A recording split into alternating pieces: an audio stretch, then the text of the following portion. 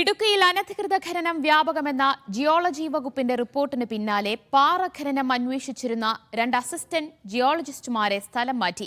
ശബരിലാൽ, Praveen Kurian Thomas എന്നിവരെയാണ് സ്ഥലം മാറ്റിയത്. കോട്ടയത്തേക്കും മലപ്പുറത്തേക്കുമാണ് ഇവരെ സ്ഥലം മാറ്റിയത്.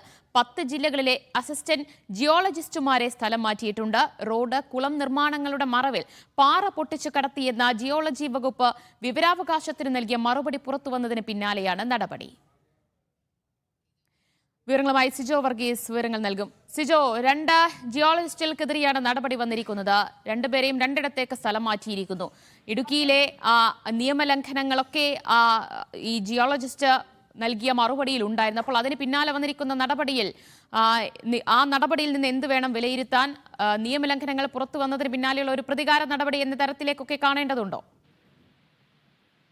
ദിവ്യ, ഏലം കുത്തകപ്പെട്ട ഭൂമിയിലും സർക്കാർ പുറമ്പോക്ക് ഭൂമിയിലും ഖനനം നടക്കുന്നതായി അറിഞ്ഞിട്ടും അത് കണ്ണടയ്ക്കുന്നുണ്ടെങ്കിൽ അതിന് പിന്നിൽ വൻ ശക്തി ഉണ്ട് എന്നുള്ള സംശയമാണ് ഇപ്പോൾ ബലപ്പെടുത്തിയിരിക്കുന്നത്. പ്രധാനമായും നിർമ്മാണ നിയന്ത്രണം നിലനിൽക്കുന്ന ഇടങ്ങളിലും ഒപ്പം തന്നെ ഇടുക്കി ജില്ലയിലെ ഡാമുകളോടനുബന്ധമായി ഖനന പ്രവർത്തനങ്ങൾ പാടില്ല എന്ന് നിഷ്കർഷിച്ചിട്ടുള്ള ഇടങ്ങളിലുമാണ് ഈ പ്രധാനമായും ഖനന പ്രവർത്തനങ്ങൾ പാറപൊട്ടിക്കലെല്ലാം നടക്കുന്നത് എന്നുള്ളതാണ് ഏറ്റവും ശ്രദ്ധേയമായിട്ടുള്ള ഒരു കാര്യം. പ്രധാനമായും ഇടുക്കി, പീരുമേട്, ഉടുമ്പൻചോല താലൂക്കുകളിലാണ് അനധികൃത പാറഖനനവും മണ്ണെടുപ്പും വ്യാപകമായി നടക്കുന്നത്. CPM ഇടുക്കി ജില്ലാ സെക്രട്ടറി CV വർഗീസിനെയും മകനെയും മരുമകനെയും പ്രതിക്കൂട്ടിലാക്കി ജില്ലാ കളക്ടർക്ക് പരാതി നൽകുകയും ചെയ്തിരുന്നു. ഇതിൽ അന്വേഷണം നടക്കുന്നതിനിടെയാണ് ഈ ഖനനത്തിന്റെ വ്യാപ്തി വെളിവാക്കുന്ന രീതിയിൽ കൂടുതൽ തെളിവുകളുമായി വിവരാവകാശ രേഖകൾ പുറത്തുവരികയും ചെയ്തത്. 2024 ജനുവരി 1 ശേഷം ഏതാണ്ട് 27 റിപ്പോർട്ടുകൾ മൈനിങ് ആൻഡ് ജിയോളജി വകുപ്പ് കളക്ടർക്ക് നൽകിയതായും രേഖകളിൽ പറയുന്നുണ്ട്. ഈ വാർത്തകൾ പുറത്തു വന്നതിന് പിന്നാലെയാണ് ഈ ഖനന പ്രവർത്തനങ്ങൾ അന്വേഷിച്ചിരുന്ന ഇടുക്കിയിലെ 2 അസിസ്റ്റന്റ് ജിയോളജിസ്റ്റുമാരെ സ്ഥലം മാറ്റിയിട്ടുള്ളത്.